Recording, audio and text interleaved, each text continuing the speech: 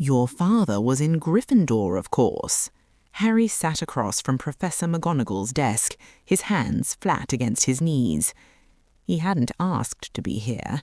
A prefect had simply found him after transfiguration and told him the professor wanted a word. McGonagall stood beside the tall window behind her desk.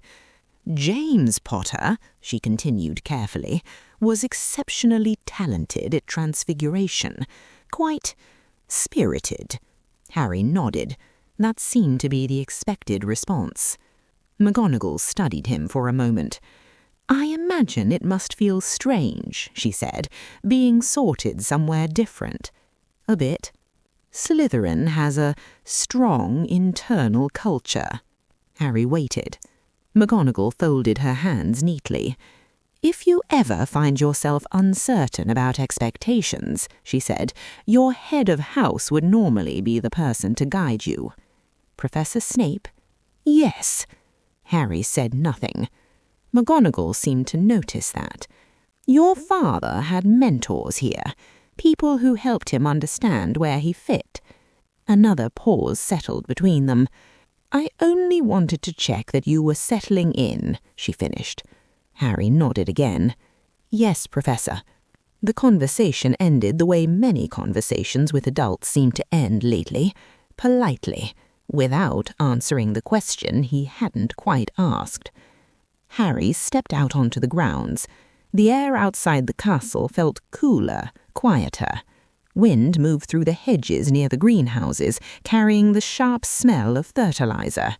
Hagrid was there, wrestling with a sack nearly as large as himself. "Hagrid?" The half-giant turned. "Harry, didn't expect to see you out here." Harry hesitated. Then he asked, "Hagrid, what was my dad like?" Hagrid blinked. "Well now, that's a big question." "I mean, really like." Hagrid scratched his beard while he thought. "Tell you what," he said finally, "there was this one time, first year got lost near the forest at night, teachers hadn't noticed yet." He smiled faintly. "Your dad and his mates went after him themselves, nearly got expelled for it." Harry frowned slightly. "That sounds reckless." "It was," Hagrid agreed. A short pause passed between them. "But they found the kid." Harry looked down at the gravel path. "What would he have wanted me to do?" Hagrid tilted his head. "About what?" "Everything." Hagrid's smile faded. "I reckon," he said quietly, "he'd want you to be yourself, Harry." The answer didn't feel wrong, but it didn't feel like an answer either. Harry nodded once. Then he headed back toward the castle. As he climbed the stone steps, he wondered briefly if being yourself was supposed to mean something more specific than that. The Slytherin Common Room was already half full when Harry arrived. A small group had gathered near the long table by the fire.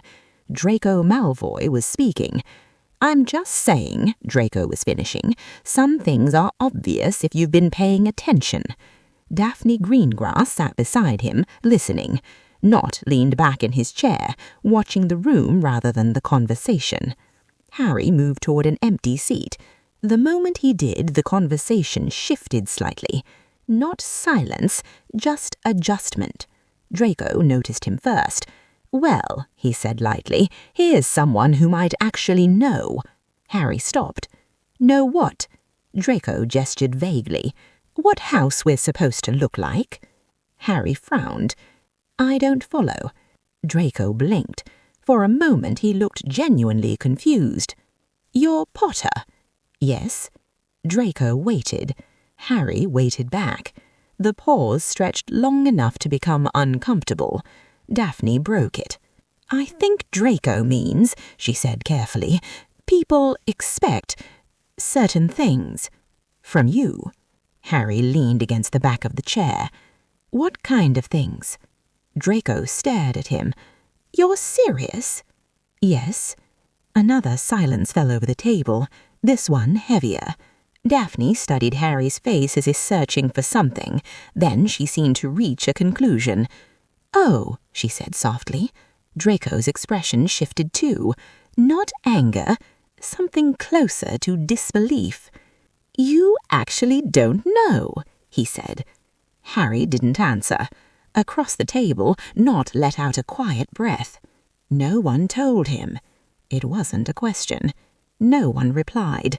The fire crackled quietly in the hearth. Harry stood there, suddenly aware that something had just been confirmed. Not explained, confirmed. Everyone else already understood the role people expected him to play. Everyone except him. And somehow that lack of knowledge had already become part of the story people were telling about him. Harry pulled out the chair and sat down. The conversation slowly restarted around him, but it moved differently now, more carefully, as if everyone had just learned something new, not about the system, about Harry, and about how little he seemed to understand it.